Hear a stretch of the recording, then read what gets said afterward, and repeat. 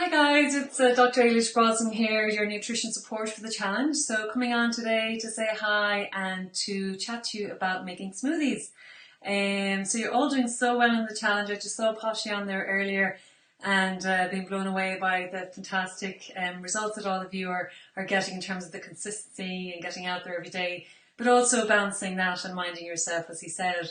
But I also picked up on something else he said, which is the importance of nutrition to support you through the challenge as well, and it really is important. So I suppose today, in terms of the smoothies, hopefully you'll pick up one or two tips, or three or four even, and that'll help you enhance your nutrition and your healthy eating habits and help support you through the challenge as well. So if you have any questions as I'm going through the live stream, feel free to post them and I'll answer them as we go on. I'm just going to share a few slides here with you first, and as any questions come up, definitely just post them in the comments and I'll answer them as we go.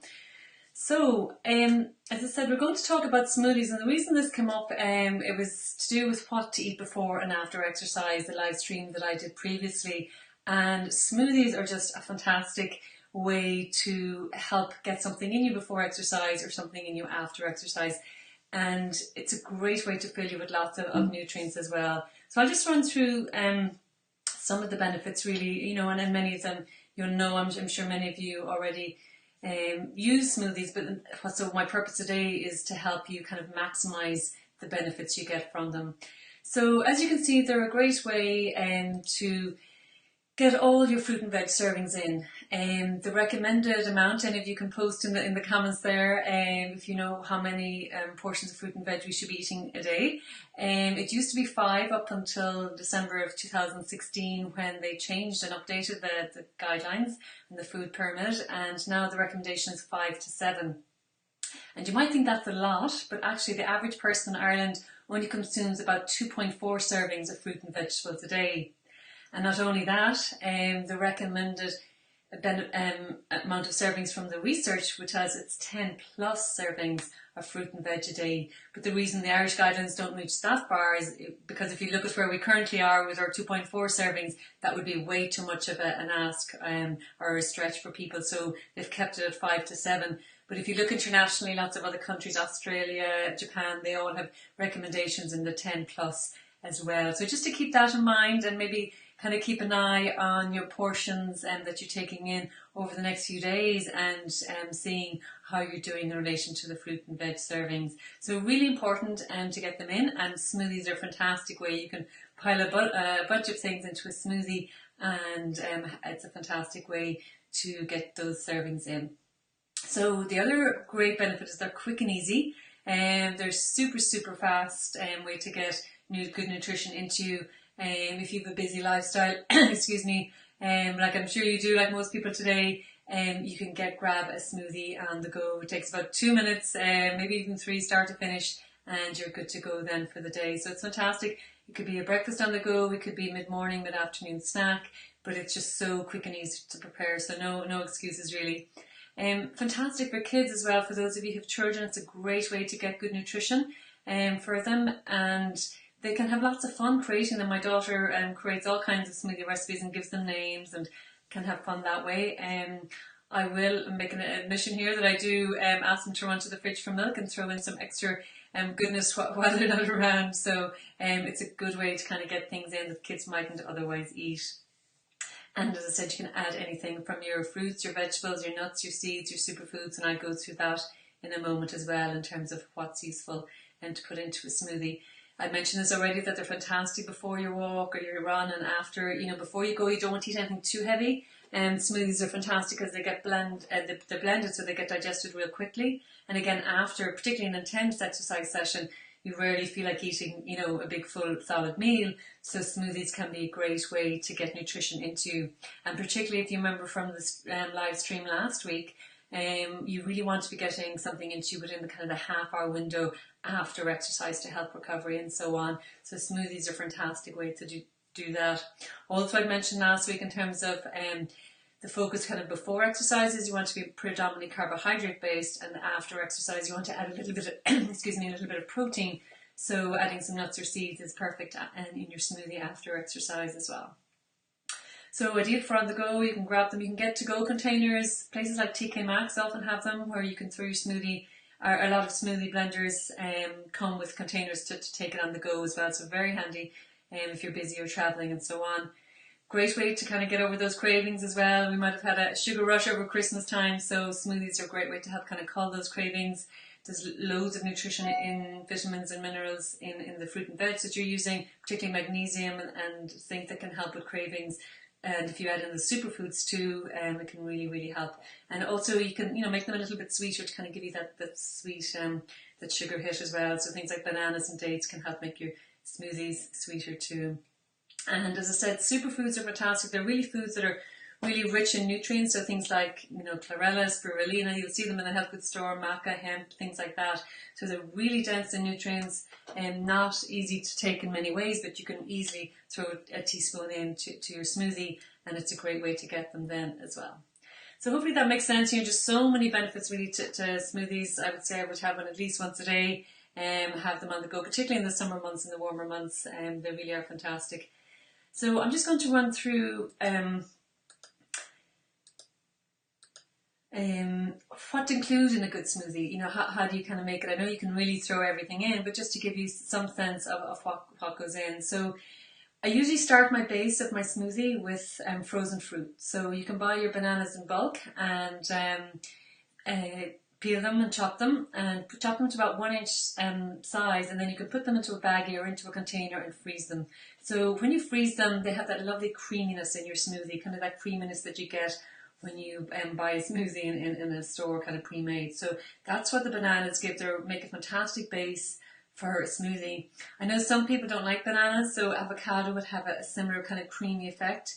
And again, with avocados, for those of you who buy them like I do, and it's really kind of a race to get the avocado at the right time, because you buy them and they're not ripe, and then there's kind of one day where they're ripe, and if you don't use them then they go off so fast. So if you're not using them on the day they're ripe, it's a great way to use them up, is to peel them, chop them, and put them in segments in the freezer as well, so you can have them in your smoothies. Similarly with berries, if you're out picking blackberries, it's a fantastic idea. That we get loads of places kind of August, September time for picking blackberries. You can freeze them, use them in your smoothies. If there's a special offer on somewhere with strawberries or raspberries or any kind of berries, it's a great time to buy them in bulk and to freeze them as well. So you can, and a lot of shops actually I've noticed are starting to sell frozen fruits like this for smoothies, and so you can buy them that way, but it's always nicer to do them at home, and you have a better control, I suppose, in terms of what's being sprayed on them or not, as well. So any kind of fruit really you can freeze and use in your smoothies, but bananas and avocados would be the best ones I find in terms of giving that creaminess to your smoothie. So then adding in some healthy fats, so you can add in nuts and seeds. I'll show you a picture later how I have kind of my smoothie section set up. So I would use a variety of nuts, a variety of seeds, and goji berries are great ones to use at the moment, in terms of they're great immune boosters. But the idea really is to get a variety. It's good to get a variety of either nuts or seeds. So I tend to mix it up. I don't tend to do smoothies to recipe so much anymore. I just tend to mix up and make sure I'm getting a different variety each day. Nut butters can work well and give kind of thickness to your smoothie as well. So you'll see them everywhere now again. Your peanut butter, your almond butter, hazelnut butter, which is delicious. Too nice to use in a smoothie nearly. So loads of options there for that. Veggies as well, you can pop into your smoothies. A great way to get your green leafy veg. They're so nutritious. They're one of the most nutritious foods, your green leafy veg. So make sure you're adding those into your smoothie. It is a little bit of an acquired taste, so I would recommend just having small portions first, starting with maybe half a handful and gradually building up. Other ones that work well in smoothies, I think this morning I had cucumber, I had celery, I had my spinach. I think that was it in terms of my veg, and then I had parsley and mint in there as well. So again, there's lots of nutrition in your herbs as well, your fresh herbs. Again, they're green leaves, so parsley as well is a great cleanser. So you can use those in your smoothies as well. And again, your herbs can be frozen as well. A lot of people don't think of that. If you stock up on too many and don't get to use them, and you can freeze your herbs, and that they're great for adding into smoothies then that way as well. Superfoods then, as I mentioned earlier, you can pop them in, and then if you like it sweet, particularly for children or if you're starting out with smoothies, Things like dates, bananas, figs, they all add a lot of sweetness, particularly the dates, and you can add some things like vanilla essence or a little agave syrup, or some cinnamon or things like that into your smoothie as well. So there's no end really to what you can add in, but I always find a nice frozen bananas, and then your liquids can be, you can do water. I had water in my one this morning. I would tend to usually use kind of a soy milk because it's quite creamy, or oat milk works well. Rice milk works well if you like it sweeter, because rice milk is quite sweet. You can use, cashew milk. There's all kinds of milks out there now that you can use in your smoothie as well. Or as I said, water is an option as well. So loads of ideas there hopefully for you for your smoothies. So what I'll do is I'll post some smoothie recipes on the page over the next few days. This is just a simple one that my daughter created. The Pink Lady smoothie, she called it. So again, a good one to kind of start. What I find with people is getting them started more with fruit-based smoothies, your banana, strawberries, things like that, and then gradually progressing to ones that have more veggies in them when you get kind of more used to the taste. So, that's an example of kind of a starter smoothie, I would call it. And then this one, it's one of my favourites, an Immuniboost smoothie, which again you can see there, it's got your goji berries, it's got your spinach, avocado, lots of goodness in there, loads of vitamin C and lots of other vitamins and minerals and antioxidants and so on. So they can be as nutritious really as you want them to be. So just to give you an example of a couple of different types of smoothies there as well. So in terms of a blender, I just want to run through this because I always get asked this question in terms of what works well for blenders, because there's so many on the market now, it can be quite confusing. So let me see if I can bring this in here.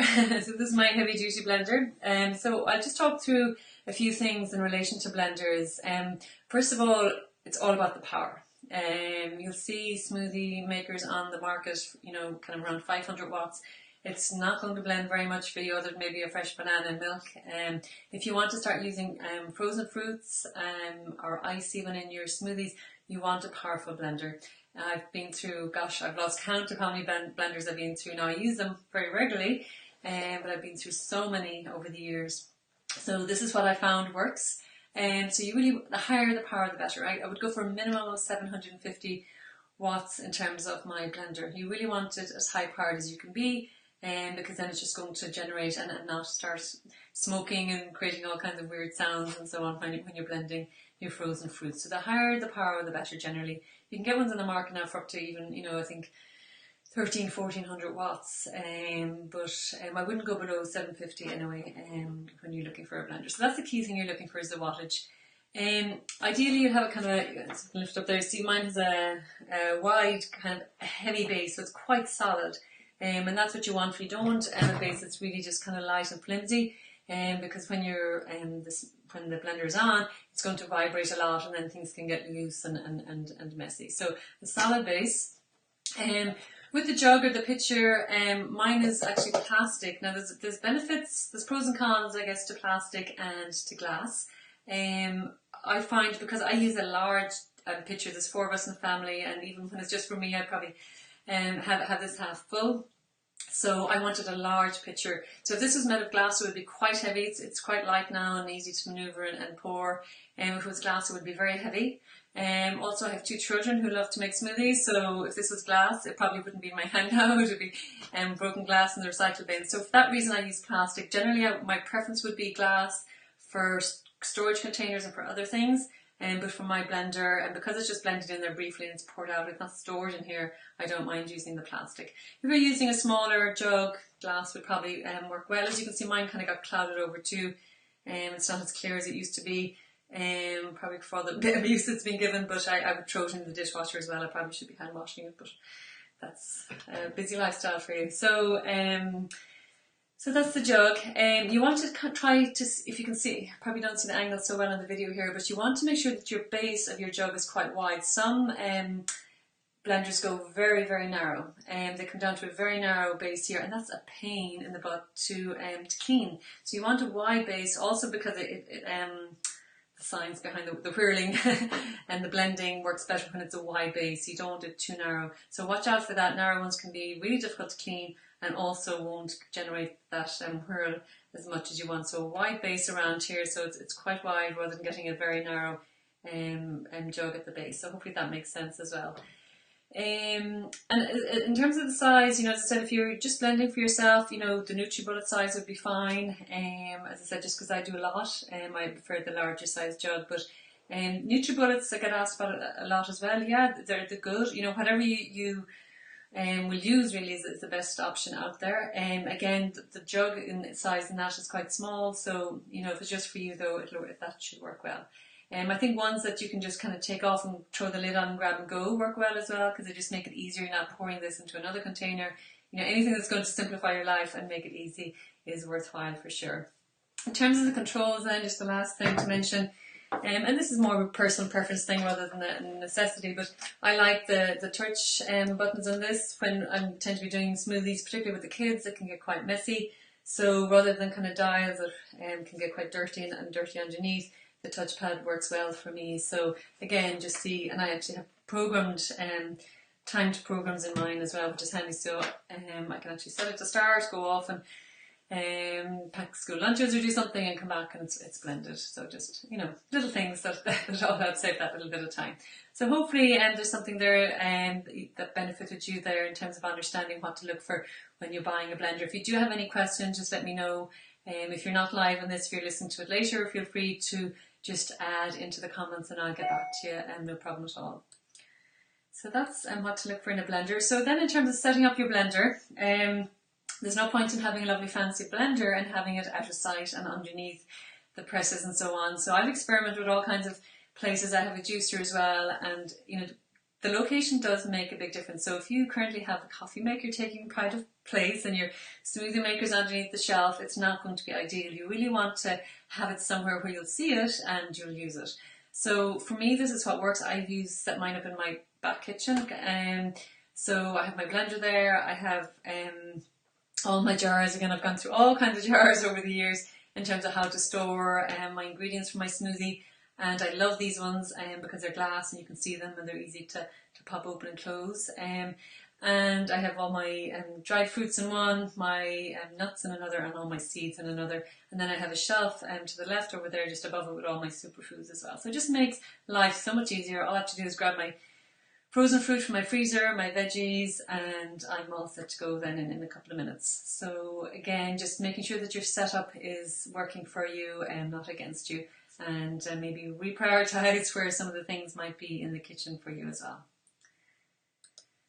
So that's it really for me in terms of smoothies. Hopefully you've got something useful there. Yes, there's a comment there just saying never thought about freezing bananas. Yeah, it's fantastic and it's a great little activity for the kids to do. And you can buy them in bulk when they're a little black and they're because you'll have added potassium then, and you can buy them quite cheaply and freeze them. They work well in baggies. Just take the air out, or even containers, any kind of plastic containers, they'll work well as well. And you can build up your stash. Some people actually as well, who are super organised, will spend a little bit of time prepping little baggies with individual ingredients for smoothies. So they'll put their bananas and their raspberries and their spinach and their herbs or whatever they're having in a smoothie into one baggie and placing that in the freezer. So you can just spend, half an hour getting all those little baggies ready, and then in the morning you just have to take out one baggie. So I might just post a photo of what that looks like in the comments as well for you, so you have a sense of what I'm talking about there. So I think that's it, guys. No other questions come in. You're welcome. Leslie there saying thank you. As I said, if you're watching this later on, feel free to pop any questions or comments you might have in the thread below the live stream, and I'd be more than happy to answer any questions you might have then. So thanks for watching, guys. Take care and have a wonderful day, and good luck with the rest of the challenge. Bye for now.